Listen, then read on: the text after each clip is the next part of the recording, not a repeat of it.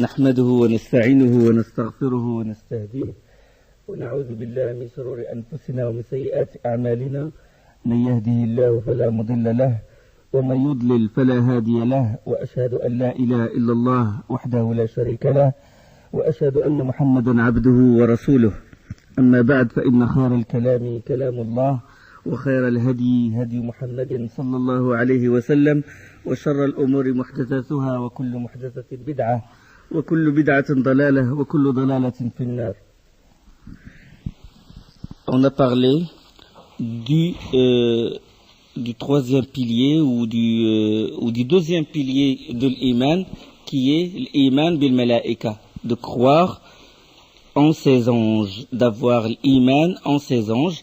Et on a parlé des anges, de leur nom, et on a leur mission, on a parlé aussi de leur mission, de l'effet qu'a cette croyance dans le cœur du musulman, à savoir le sentiment de fierté, et quand il sait qu'il est étranger dans ce monde, que lui, le seul, il suit la voie d'Allah subhanahu wa ta'ala, ou il est en prison ou séquestré, il sait que c'est lui que les soldats d'Allah, qu'il fait partie des soldats d'Allah, et que les soldats d'Allah sont plus nombreux. Les alliés d'Allah, les soldats d'Allah sont plus nombreux que les soldats de Shaitan, de Iblis. Allah subhanahu wa ta'ala, il dit حتى إذا رأوا ما يوعدون فسيعلمون من أضعف ناصرا وأقل عددا. Allah dit dans Surat al-Jinn, puis quand ils verront ce dont on les menaçait, ils sauront lesquels ont les secours les plus faibles et lesquels sont les moins nombreux. Et croire en les anges, ça raffermit le cœur du musulman, ça lui fait qu'il remercie Allah subhanahu wa ta'ala que les anges le protègent et qu'il invoque Allah pour lui, il demande l'istighfar. Ça, on en a parlé. Et ce sont des serviteurs d'Allah subhanahu wa ta'ala. Si Jibril a une force prodigieuse, ou Israfil, ça ne devra pas nous pousser à les adorer ou à les invoquer en dehors d'Allah. Allah, il dit, ce sont des serviteurs. وَقَالُوا اتَّخَذَ الرَّحْمَنُ وَلَدًا سُبْحَانَهُ بَلْ عِبَادٌ مُكْرَمُونَ. Le miséricordieux, ont-il dit, a adopté un enfant. À sa gloire ne plaise. Ce sont plutôt des serviteurs honorés. Des serviteurs, là, il parle des anges. Entre parenthèses, c'est les anges. لا يسبقونه بالقول وهم بأمره يعملون. Ils ne le précèdent pas en parole et eux agissent selon son ordre. يعلم ما بين أيديهم وما خلفهم ولا يشفعون إلا لمن ارتضى وهم من خشيته مشفقون. Il sait ce qui est en avant d'eux et ce qui est derrière eux.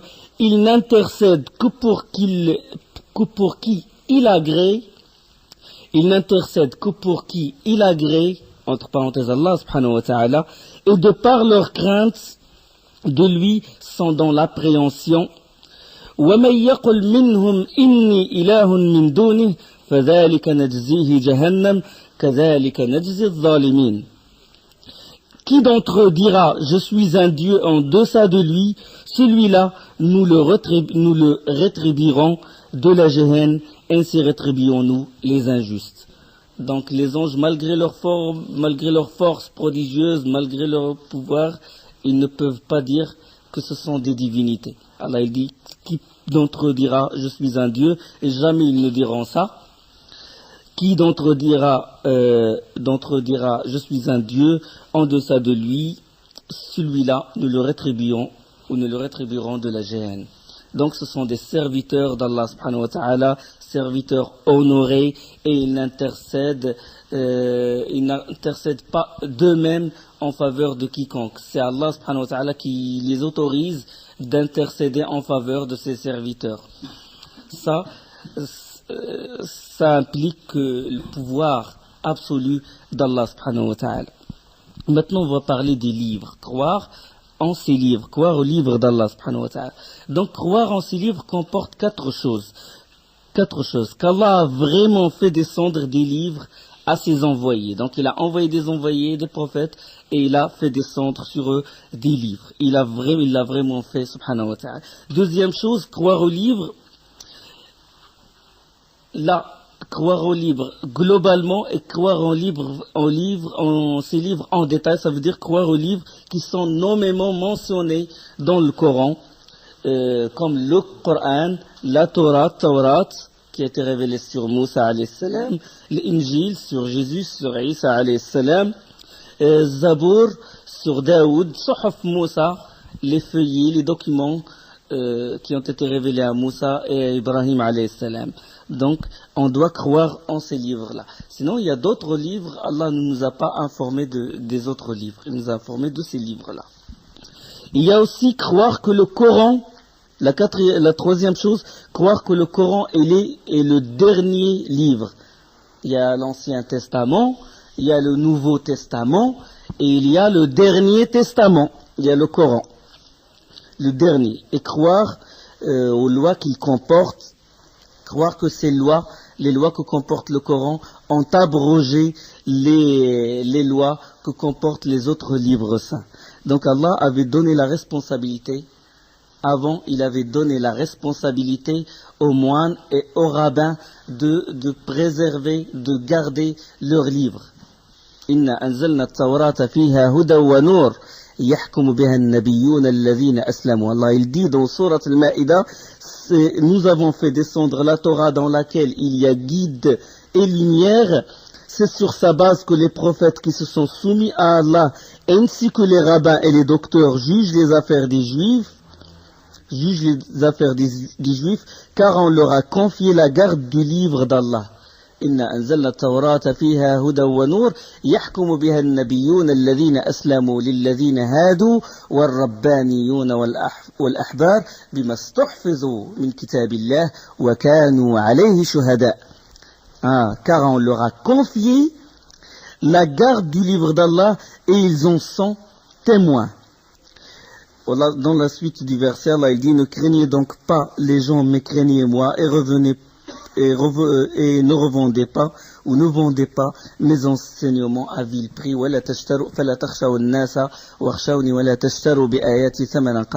C'est là le pacte, l'engagement. Les rabbins et les moines se sont engagés de préserver leurs livres saints et ne pas vendre les versets d'Allah à vil prix, ni de les falsifier. Mais qu'est-ce qu'ils ont fait par la suite?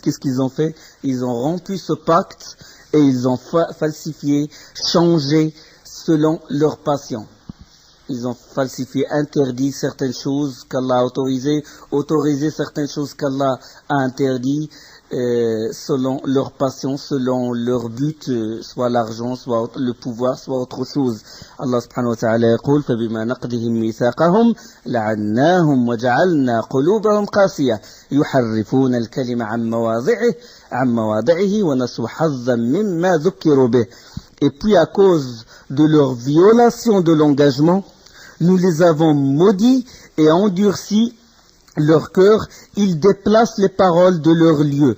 Ils falsifient aussi. On peut marquer entre parenthèses, ils falsifient et oublient une partie de ce qui leur a été rappelé dans la Torah. Allah dit ça dans Surat Al-Ma'idah 5, le verset 13. Dans un autre verset, dans Surat Al-Baqarah, أَفَتَطْمَعُونَ أَن يُؤْمِنُوا لَكُمْ وَقَدْ كَانَ فَرِيقٌ مِّنْهُمْ يَسْمَعُونَ كَلَامَ اللَّهِ ثُمَّ يُحَرِّفُونَهُ مِنْ بَعْدِ مَا عَقَلُوهُ وَهُمْ يَعْلَمُونَ. Allah dit dans Surat Al-Baqarah, eh bien, espérez-vous que de pareils gens, les Juifs et les autres, vous partageront la foi, alors qu'un groupe d'entre eux, après avoir entendu et compris la parole d'Allah, la falsifièrent sciemment. Il dit dans un autre verset, فَوَيْلٌ لِلَّذِينَ يَكْتُبُونَ الْكِتَابَ بِأَيْدِيهِمْ ثُمَّ يَقُولُونَ هَذَا مِنْ عِنْدِ اللَّهِ لِيَشْتَرُوا بِهِ ثَمَنًا قَلِيلًا فَوَيْلٌ لَهُمْ مِمَّا كَسَبَتْ أَيْدِيهِمْ وَوَيْلٌ لَهُمْ مِمَّا كَسَبَتْ أَيْدِيهِمْ وَوَيْلٌ لَهُمْ مِمَّا يَكْسِبُونَ. Malheur donc à ceux qui de leurs propres mains transcrivent l'écrit, puis s'en vont dire ceci vient d'Allah pour en tirer un vil prix ou un vil profit. Malheur à eux donc à cause de ce que leurs mains ont écrit, et malheur à eux à cause de ce qu'ils en profitent. Chaque fois il y a une nouvelle version, corrigée, vérifiée, corrigée. Chaque fois, la version de l'évangile, la Torah, la version maintenant de l'an 2000, il va être différente à celle des années 90. Celle des années 90, elle va être différente de celle des années 80, etc., etc. Et ils autorisent et ils interdisent selon leur passion. Quitte à marier un homme avec un homme dans une église. Il dit Allah subhanahu wa ta'ala dans sourate Al-Imran وَإِنَّ مِنْهُمْ لَفَرِيقًا يَلْوُونَ أَلْسِنَتَهُمْ مِنَ الْكِتَابِ لِتَحْسَبُوهُ مِنَ الْكِتَابِ يلوون ألسنتهم بالكتاب لتحسبوه من الكتاب وما هو من الكتاب ويقولون هو من عند الله وما هو من عند الله ويقولون على الله الكذب وهم يعلمون. Et il y a parmi eux certains qui roulent leur langue en lisant le livre pour vous faire croire que cela provient du livre alors qu'il n'est point du livre, et ils disent ceci vient d'Allah alors qu'il ne vient point d'Allah. Il dit sciemment des mensonges contre Allah dans Sourate 3, Sourate Al-Imran, verset 78. Donc, la Trinité, la notion du Fils de Dieu, etc., tout ça, c'est des choses qu'ils ont innové, qu'ils ont sorti. C'est des mensonges. Donc, en absence du texte authentique, les gens vont être perdus. Ils ne peuvent pas connaître vraiment Allah subhanahu wa ta'ala, bien qu'on le connaisse par notre prime nature, par notre fitra. On connaît Allah subhanahu wa ta'ala, on sait qu'il est le créateur et qu'il est digne d'être adoré, mais le connaître vraiment, les gens ne peuvent pas vraiment connaître Allah, ses noms, ses attributs, s'il n'y a pas de texte, s'il n'y a pas de livre authentique. De même, ils ne vont pas connaître, ils ne vont pas savoir comment adorer Allah s'il n'y a pas de livre authentique. Qu'est-ce qu'ils vont faire? Ils vont danser, ils vont faire quoi? Comment adorer Allah? Donc, il faut un livre authentique dans lequel il y a les prescriptions, il y a ce qu'Allah aime et ce qu'Allah déteste. D'accord? Et il y a les attributs d'Allah. Allah, il nous parle, nous informe de ses noms, de ses attributs, de beaucoup d'autres choses. Donc, quand les gens sont perdus, Allah subhanahu wa ta'ala était perdu, les juifs et les chrétiens, etc. Allah subhanahu wa ta'ala, par sa miséricorde, il a envoyé le prophète sallallahu alayhi wa sallam avec le Coran, et c'est lui subhanahu wa ta'ala qui s'est engagé à le garder. Inna nahnu nazzalna dhikra wa inna lahu lahafizun. C'est nous en revanche qui faisons descendre le dhikr, le rappel, le Coran, et c'est nous qui en assurons la garde, comme dit Allah subhanahu wa ta'ala dans Surat Al-Hijr, le Surat 15, le verset 9. Donc, c'est Allah qui s'est engagé à protéger le Coran des mains des alliés de Shaitan. Allah subhanahu wa ta'ala lui-même. Et ce Coran-là, il regroupe, il est hakim, il est le livre le plus qui prévaut sur les autres livres et en même temps il nous parle des falsifications qui ont touché les autres livres, et il nous parle des autres communautés. Donc c'est un livre qui va témoigner sur les autres communautés, qui va témoigner sur les autres livres. Allah subhanahu wa ta'ala يقول وأنزلنا إليك الكتاب بالحق مصدقا لما بين يديه من الكتاب ومهيمنا عليه. Allah il dit, et sur toi, ça veut dire Muhammad sallallahu alayhi wa sallam, nous avons fait descendre le livre avec la vérité pour confirmer le livre qui était là avant lui et pour prévaloir sur lui. Wa muhayminan alayh. Notre livre, le Coran, il prévaut sur les autres livres. D'accord? Il est le plus complet, puisque le prophète sallallahu alayhi wa sallam a été envoyé à tout le monde, contrairement aux autres prophètes qui ont été envoyés chacun à sa communauté. Donc il est le plus complet des livres. وَأَنزَلْنَا إِلَيْكَ الْكِتَابَ بِالْحَقِّ مُصَدِّقًا لِمَا بَيْنَ يَدَيْهِ مِنَ الْكِتَابِ وَمُهَيْمِنًا عَلَيْهِ. C'est un livre qui prévaut sur les autres livres. Et il dit subhanahu wa ta'ala dans la suite du verset فَحْكُمْ بَيْنَهُمْ بِمَا أَنزَلَ اللَّهِ Juge donc parmi eux d'après ce qu'Allah a fait descendre. Ne suis pas leur passion, loin de la vérité qui t'est venue. Ne suis pas leur passion. ولا تتبع أهواءهم عما جاءك من الحق dans sourate Al-Ma'ida, le verset 48. Donc, c'est un livre qui prévaut sur les autres et dont les lois abrogent les autres lois. Et c'est pour ça quand le prophète sallallahu alayhi wa sallam a vu entre les mains de Omar radiyallahu anhu, il a vu un document où c'est écrit quelque chose de la Torah. Le prophète sallallahu alayhi wa sallam s'est mis en colère et il a dit: tu es dans le doute, Omar. Ne voulais-je pas ramener blanche et claire, ça veut dire ma voix, elle est claire, par Allah. Et il dit sallallahu alayhi wa sallam dans le hadith qui est rapporté par Ahmad ad-Darimi, c'est un hadith authentique, il a dit: par Allah, si Moussa était vivant et vivant parmi nous, il ne ferait que me suivre. Il ne ferait que me suivre. Et c'est pour ça quand Jésus, Isa alayhi salam, quand il va descendre, il va appliquer dans son jihad la loi d'Allah, la loi qui a été révélée sur le prophète sallallahu alayhi wa sallam. Il va suivre le Coran et il va prier conformément à la prière du prophète sallallahu alayhi wa sallam.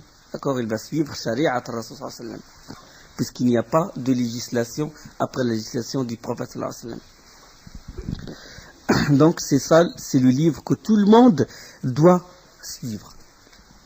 Le Coran, le livre d'Allah, le dernier testament, le livre authentique jusqu'au jour de la résurrection. Donc la croyance en ces livres, on en tire beaucoup de profit, à savoir qu'ils ont un effet sur notre iman, croire en les livres, le bienfait d'Allah sur ses serviteurs, qu'il ne les laisse pas dans l'égarement, il leur envoie un prophète avec un livre qui est un guide pour eux. Donc ça, c'est parmi les effets de la croyance au livre dans le cœur de la personne. Et aussi, on peut en tirer aussi d'autres choses. C'est la sagesse d'Allah. Parce qu'à chaque communauté, il a assigné une voie qui correspond à leur mode de vie. Donc, à chaque communauté, il y avait une législation. Et Allah subhanahu wa ta'ala, وَلِكُلٍّ جَعَلْنَا مِنْكُمْ شَرْعَةً وَمِنْهَاجًا. À chacun de vous, nous avons assigné une législation et un plan à suivre. Dans Surat Al-Ma'ida, dans Surat 5, le verset 48. Donc, à chaque communauté, il y avait une voie à suivre. Allah subhanahu wa ta'ala a fait descendre le livre dont les prescriptions sont parfaites harmonie avec leur mode de vie. Par sa miséricorde, Allah subhanahu wa ta'ala, chaque fois il change de législation. Donc ça, c'est la raison derrière laquelle Allah subhanahu wa ta'ala, chaque fois il envoie un livre. Donc ça, c'est l'iman bil kutub, croire en ces livres. Donc croire au Coran, les lois que comporte le Coran, ils ont abrogé les autres livres, et croire aux autres livres qui ont été révélés à Moussa, à Isa, Ibrahim alayhi salam et à d'autres prophètes. Maintenant, croire en ses envoyés, croire au Rasul, iman bil Rasul, iman billahi wa malaikati wa kutubi, croire en ses Rasul, en ses envoyés. Donc le Rasul, on a déjà défini le Rasul et on a déjà fait la différence, parlé de la différence entre le Rasul et le Nabi, entre l'envoyé et le prophète, et on a évoqué les avis des savants là-dessus, et on en a parlé de toute façon. Rasoul, c'est celui qui vient avec une législation nouvelle, et Nabi, c'est celui qui vient, mais qui réforme, c'est un réformateur, mais sans législation nouvelle. Ça, c'est l'une des définitions de Rasoul. De Rasoul et de Nabi. Et Rasoul et Nabi ont tous les deux un point en commun, l'envoyé et le prophète, tous les deux ont reçu la révélation du ciel. Et à chaque communauté, Allah a envoyé un Rasoul, un envoyé ou un prophète, d'accord, pour les sortir des ténèbres et les rentrer dans la lumière et dans la miséricorde d'Allah subhanahu wa ta'ala.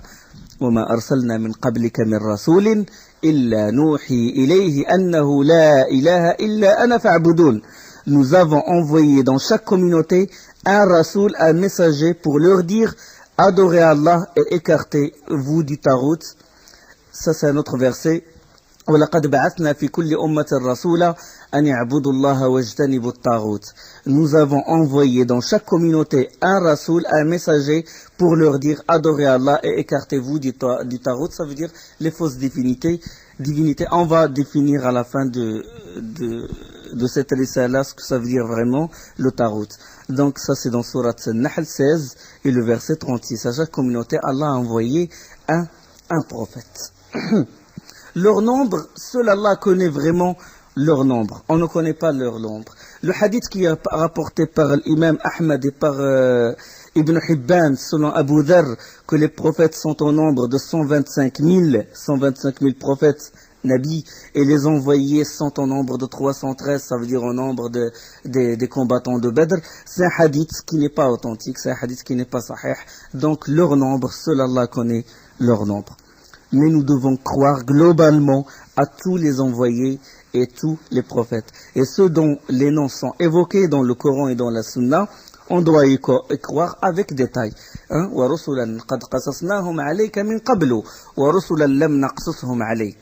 Et Allah il dit dans Surat An-Nisa, et à des envoyés parmi lesquels il en est de qui nous te narrâmes l'histoire, et d'autres de qui nous ne l'avons pas fait. Dans Surat Nisa, Surat 4 et le verset 164. Donc, croire en ces envoyés globalement, avec détail ceux dont les noms sont mentionnés dans le Coran et dans la Sunna, et les meilleurs prophètes ou les meilleurs sont au nombre de 5, ce qu'on appelle Ulil Azm. En premier, Muhammad sallallahu alayhi wa sallam, Ibrahim, Moussa, Isa et Nuh. Les 5 meilleurs, et ils sont évoqués dans deux sourates. La première, وَإِذْ أَخَذْنَا مِنَ النَّبِيِّينَ مِيثَاقَهُمْ وَمِنْكَ وَمِنْ نُوحٍ وَإِبْرَاهِيمَ وَمُوسَى وَعِيسَى بْنِ مَرْيَمَ. Dans sourate 33 et le verset 7. Lorsque nous prîmes des prophètes leur engagement, de même que de toi, de Nuh, d'Ibrahim, de Moussa et de Isa, fils de Marie. Donc Allah les a réunis tous dans un seul verset. Dans un autre verset, dans sourate Shura, شرع لكم من الدين ما وصى به نوحا والذي أوحينا إليك وما وصينا به إبراهيم وموسى وعيسى أن أقيموا الدين ولا تتفرقوا فيه. Allah dit dans Surat Shura, il vous a légiféré en matière de religion ce qu'il avait enjoint à Nuh, ce que nous t'avons révélé, ô toi Muhammad, ainsi que ce que nous avons enjoint à Ibrahim, à Moussa et à Isa. Établissez la religion et n'en faites pas un sujet de division. Ça c'est dans Surat 42 et le verset 13. Donc, chaque prophète, Allah l'a envoyé à sa communauté.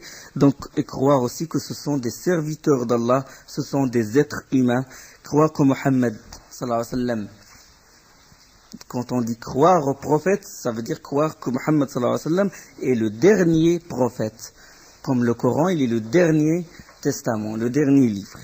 Donc, se soumettre à lui. D'accord? Shahadatu anna Muhammad Rasulullah, ma ma'naha. On a parlé de ça dans l'Usul Salat. Témoigner que Muhammad est le messager d'Allah.